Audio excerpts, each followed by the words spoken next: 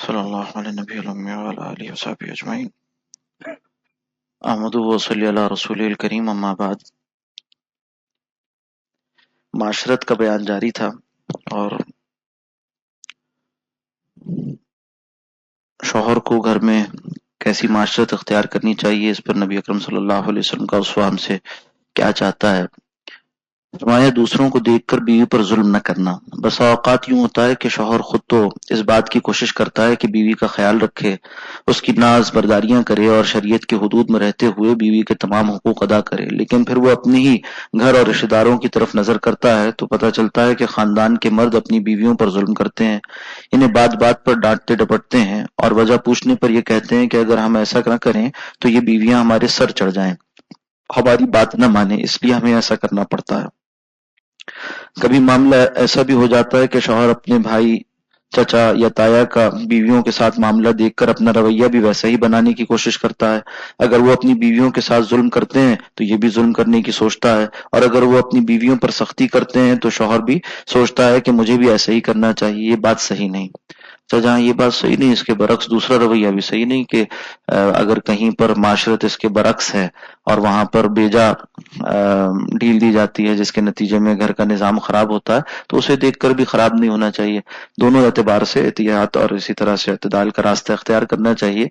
किसी को देखकर न जुल्म करे और न किसी को देखकर इंसाफ की बात को छोड़ दे, बल्कि जो नबी अकरम सल्लल्लाहु अलैहि वसल्लम का मोतदिल उसवा हमारे सामने है, जो आप सल्लल्लाहु अलैहि वसल्लम का पाकीज़ा उसवा हमारे सामने है, उसको देखकर जिंदगी गुजारना चाहिए। और उसमें यही बात है कि इंसान को घर वालों की तरबियत के लिए कदर सख्ती भी करनी चाहिए, मगर ऐसा ना हो कि हर वक्त सख्ती करता रहे। कभी दरगुजर करे और कभी जो है वो बासपुरस करे, कभी दरगुजर करे कभी बासपुरस करे। मुकम्मल सख्ती से तुम इसे तोड़ डालोगे और अगर ऐसी उसके हाल पर छोड़ दिया तो फिर जिंदगी गुजारना मुश्किल हो जाएगा।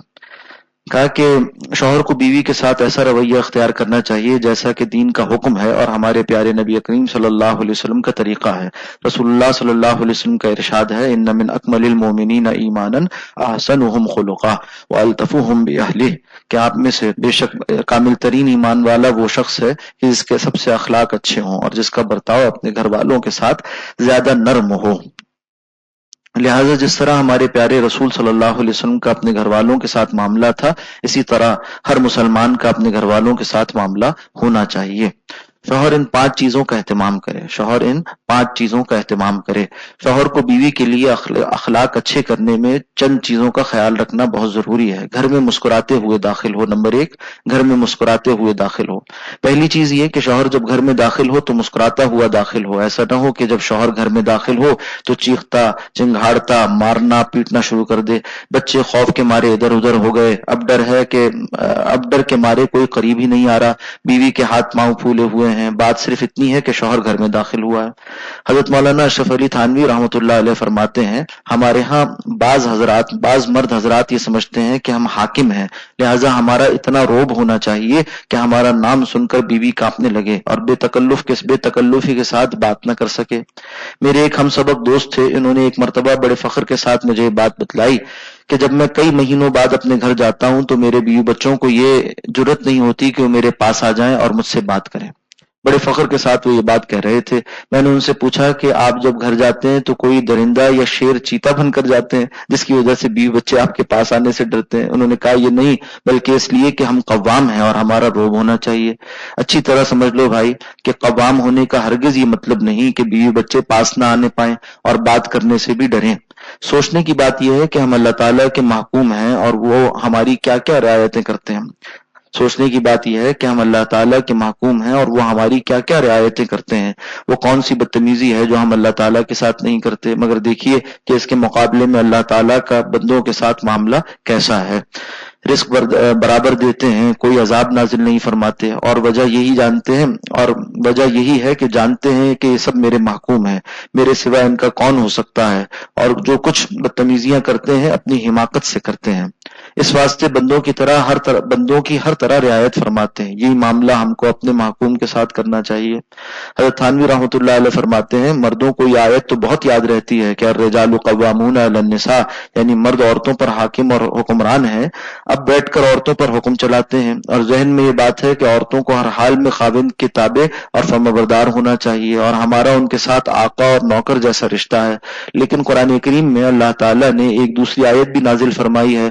یہ آیت مردوں کو یاد نہیں رہتی. وہ آیت یہ ہے وَمِنْ آيَاتِهِ أَنْ خَلَقَ لَكُم مِّنْ أَنفُسِكُمْ أَزْوَاجًا لِتَسْكُنُوا إِلَيْهَا وَجَعَلَ بَيْنَكُم مَّوَدَّةً وَرَحْمَةً إِنَّ فِي ذَلِكَ لَآيَاتٍ لِقَوْمٍ يَتَفَكَّرُونَ. ترجمہ: اور اس کی نشانیوں میں سے ہے کہ اس نے تمہارے لیے تمہارے جنس کی بیویاں بنائیں تاکہ تم کو ان کے پاس آرام ملے، اور تم دونوں میاں بیوی میں محبت اور ہمدردی پیدا ہو. یقیناً اس میں ان لوگوں کے لیے بڑی نشانی ہے جو غور و فکر سے کام لیتے ہیں. بے شک مرد عورت کے لیے قوام حاکم ہے، لیکن ساتھ ہی دوستی کا تعلق بھی ہے. انتظامی طور پر تو قوام ہے، لیکن باہم تعلق دوستی کا ہے. لہٰذا ایسا تعلق نہیں ہے جیسا آقا اور کنیز کے درمیان ہوتا ہے. اس کی مثال ایسی ہے جیسے دو دوست سفر پر جا رہے ہوں اور ایک دوست نے دوسرے دوست کو امیر بنا لیا ہو. لہٰذا شوہر اس لحاظ سے تو امیر ہے کہ ساری زندگی کا فیصلہ کرنے کا وہ ذمہ دار ہے، لیکن اس کا یہ مطلب نہیں کہ وہ اس کے ساتھ ایسا معاملہ کرے جیسا نوکروں اور غلاموں کے ساتھ کیا جاتا ہے، بلکہ اس تعلق کے کچھ آداب اور تقاضے ہیں. ان آداب اور تقاضوں میں ناز کی باتیں بھی ہو جاتی ہیں جو حاکم ہونے کے خلاف نہیں کہا جا سکتا، جن کو حاکم ہونے کے خلاف نہیں کہا جا سکتا. باہر کی نمبر 2، 5 باتوں کا ذکر ہوا نا. دوسری بات یہ باہر کی پریشانیوں کو باہر ہی چھوڑ دیا کریں. پہلی بات یہ کہ مسکراتے ہوئے داخل ہوں. دوسری بات یہ کہ باہر کی پریشانیوں کو باہر ہی چھوڑ دیں. بیوی کے لیے اخلاق اچھے کرنے میں دوسری چیز یہ ہے کہ جب شوہر گھر میں داخل ہو تو باہر کی ساری پریشانیوں اور شکوے شکایتوں کو باہر ہی چھوڑ دے، ان کو اپنے ساتھ لے کر گھر میں داخل نہ ہو. اس بات کو سمجھنے کے لیے درج ذیل واقعہ پڑھیے. میں نے ایک دن کچن کے سنک کو، یہ ایک کسی صحافی کا واقعہ جہاں درج کیا کہ میں نے ایک دن کچن کے سنک کو ٹھیک کرنے کے لیے ایک پلمبر کو بلایا. صبح 9 بجے آنے کا وعدہ کرنے کے باوجود وہ 12 بجے دوپہر کو پہنچا. پہلی نظر میں تو مجھے پسند نہیں آیا. چہرے ہی سے خاصا بدمزاج اور چڑچڑا شخص معلوم ہوتا تھا. ماتھے پر بیزاری کی سلوٹیں، بیچے ہوئے ہونٹ، لہجے سے بھی تلخی جھلکتی تھی. خیر میں نے اسے کام بتایا، وہ فوراً ہی جٹ گیا کام میں. مجھے جلد اندازہ ہو گیا کہ اپنے مزاج اور شخصیت سے قطع نظر وہ کاریگر بہرحال اچھا ہے. بدقسمتی سے اس کا پائپ کسنے والا رینج ٹوٹ گیا اور وہی دیکھ کر مزید جھنجلا گیا. میرے پاس ایک پرانا رینج رکھا تھا، میں نے وہ اٹھا کر اسے دے دیا، جیسے تیسے اس نے کام مکمل کر لیا. اتنی دیر میں نے چائے کے 2 کپ بنائے. کیبنٹ میں بسکٹ رکھا تھا، میں نے اسے چائے اور بسکٹ پیش کیے. پلمبر نے قدرے جھجکتے ہوئے میری دعوت قبول کر لی. چائے پیتے ہوئے اس کی برف قدرے پگھل گئی. اس نے معذرت آمیز لہجے میں کہا آج کا دن میرے لیے بڑا سخت اور پریشان کن تھا. صبح موٹر سائیکل سٹارٹ کرنے کی کوشش کی تو اس نے جواب دے دیا پرانی موٹر سائیکل ہے، کچھ مسئلہ کرتی رہتی ہے، مگر آج تو حد ہو گئی. مجبوراً موٹر سائیکل گھر کھڑی کی اور بس پر آپ کے گھر آنا چاہا. سٹاپ پر آدھا پونا گھنٹہ کھڑا رہا، مگر بسیں اس قدر لدی پدی آتی ہیں کہ کھڑے ہونے کی جگہ نہ ملی. آخر پیدل چلنا پڑا. 1.5-2 میل چلنے کے بعد کہیں جا کر ایک بس ملی جس میں کھڑا ہو کر آپ کے گھر پہنچ سکا ہوں. چائے پینے کے بعد اس نے شکریہ ادا کیا اور اجازت چاہی. میں نے برسبیل تذکرہ پوچھ لیا کہ تمہارا گھر کہاں ہے. اس نے جو جگہ بتائی وہ میرے دفتر کے عین راستے میں پڑتی تھی. میں نے ازراہ ہمدردی اسے کہا کہ میں بھی اپنے دفتر نکلنے والا ہوں، تمہیں گھر اتارتا جاؤں گا. وہ رضامند ہو گیا. راستے میں بات چیت ہوتی رہی اور سارا وقت مالی تنگی کا رونے لگا. کہنے لگا آمدنی محدود ہے، لے خانہ زیادہ ہیں، اوپر سے یوٹیلیٹی بلز نے کمر توڑ رکھی ہے. 2 سال پہلے خوش قسمتی سے 2 مرلے کا ایک گھر گروی مل گیا تھا، اب اس کی مدت بھی پوری ہونے والی ہے. سوچتا ہوں کہ کرائے کا مکان لینے کی ہمت بھی نہیں. انہی باتوں میں اس کا محلہ آ گیا. سڑک کے پاس ہی 2-3 گلیاں چھوڑ کر اس کا گھر تھا. میں نے سڑک پر اتار دینے کا کہا، مگر میں نے سوچا کہ ہمدردی کی ہے تو پورا کام کیا جائے. میں نے اسے گھر کے دروازے پر اتارا. اب اس نے اصرار کیا کہ آپ چائے کا کپ ہم غریبوں کے گھر سے بھی پی لیں. میں نے انکار کر دیا، مگر اس کا اصرار بڑھتا گیا. اس کی دل شکنی کا سوچ کر میں کار سے اتر کر اندر آ گیا. اس کے گھر میں باہر ایک چھوٹا سا درخت تھا جس کی ایک شاخ دروازے کے قریب تک آ رہی تھی. اندر داخل ہونے سے پہلے اس نے اپنی گردن کو چھوا اور گویا کوئی غیر مرئی ہار یا مالا اتار کر اس شاخ سے لٹکا دی۔ مجھے حیرت ہوئی مگر بولا نہیں۔ اندر داخل ہوتی 3-4 ننگ دھڑنگ بچے بھاگتے ہوئے اس کی ٹانگوں سے لپٹ گئے۔ چھوٹا سا صحن، ایک کمرہ، ایک سائڈ میں چھوٹا سا کچن میں صحن میں رکھی چارپائی پر بیٹھ گیا اور پلمبر نے مجھ سے پوچھا یہ بتاؤ کہ تم اندر داخل ہوتے وقت شاخ، اور اس سے پوچھا کہ تم نے اندر داخل ہوتے وقت شاخ سے کیا لٹکایا تھا؟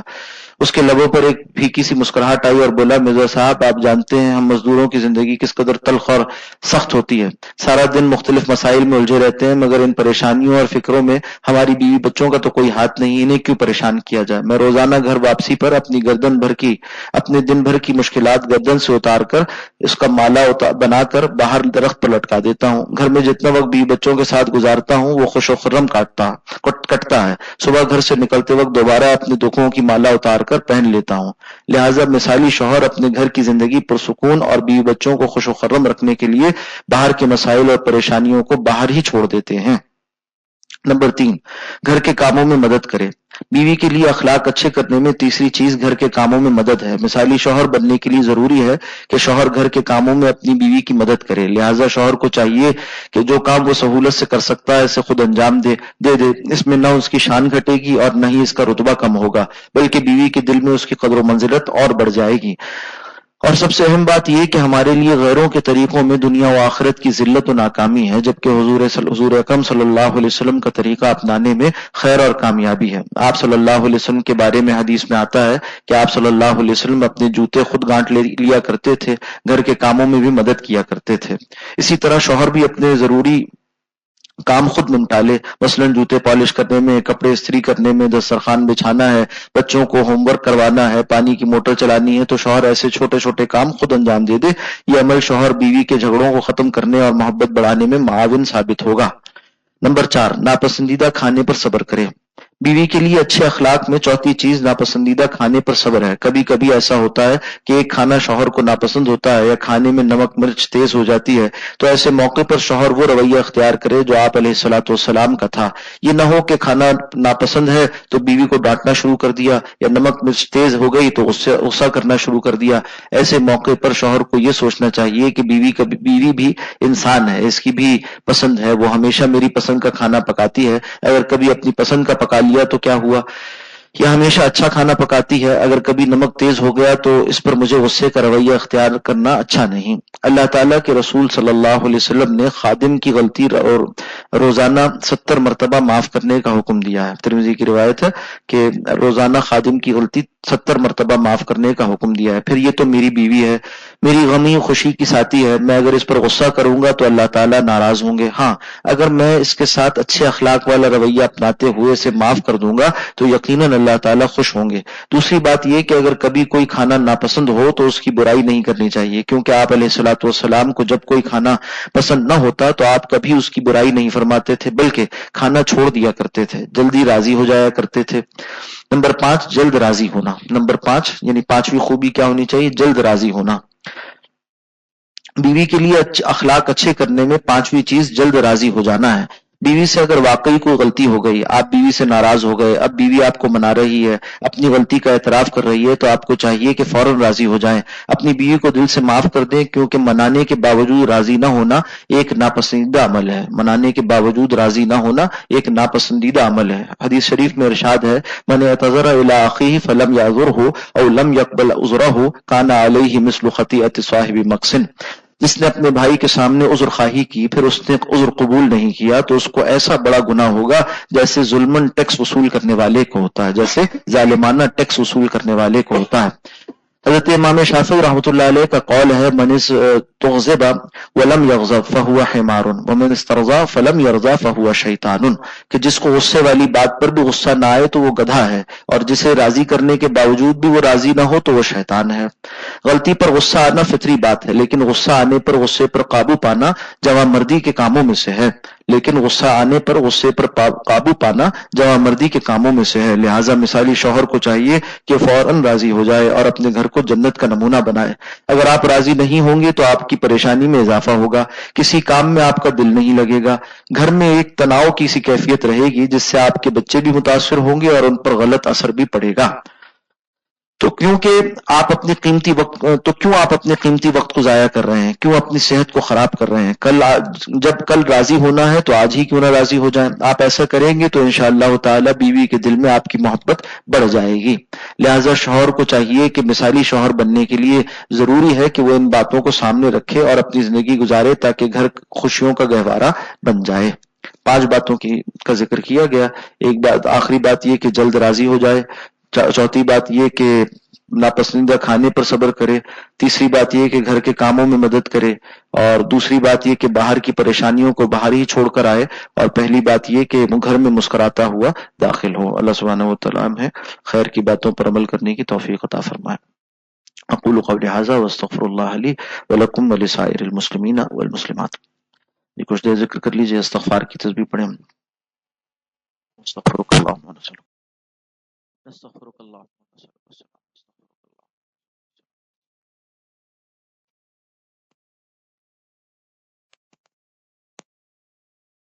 استغفرک اللہم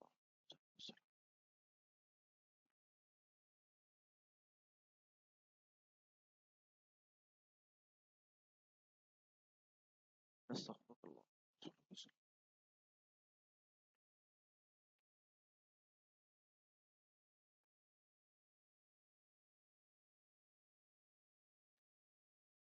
نستغفرک اللہم ونسألک السلام، استغفرک اللہم ونسألک السلام، استغفرک اللہم ونسألک السلام.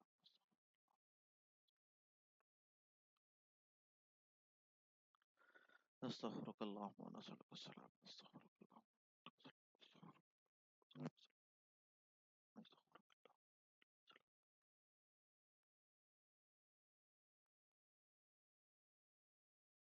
نستغفرک اللہم ونسألک السلام، نستغفرک اللہم